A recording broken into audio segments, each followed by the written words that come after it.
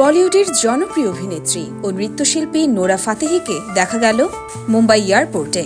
চোখ ভেজা, মুখ বিষণ্ণ আর ঠোঁটে নেই কোনো হাসি। কালো পোশাক, কালো সানগ্লাস, কিন্তু চোখের জল যেন কোনোভাবেই লুকোতে পারলেন না নোরা। একটানা কাঁদতে কাঁদতে পৌঁছে গেলেন গাড়িতে। এর ঠিক 1 ঘন্টা আগে নিজের ইনস্টাগ্রাম স্টোরিতে নোরা লিখেন, ইন্না লিল্লাহি ওয়া ইন্না ইলাইহি রাজিউন, যা দেখে শিউরে উঠেছে তার লাখো ভক্ত। তবে প্রশ্ন রয়ে গেছে, কে এই আপনজন যাকে হারিয়ে ভেঙে পড়েছেন নোরা? হিন্দুস্তান টাইমস জানায়, অভিনেত্রী কোনো বিস্তারিত কিছু না জানালেও তার আচরণে স্পষ্ট এ ক্ষতি ছিল খুব কাছের কারো।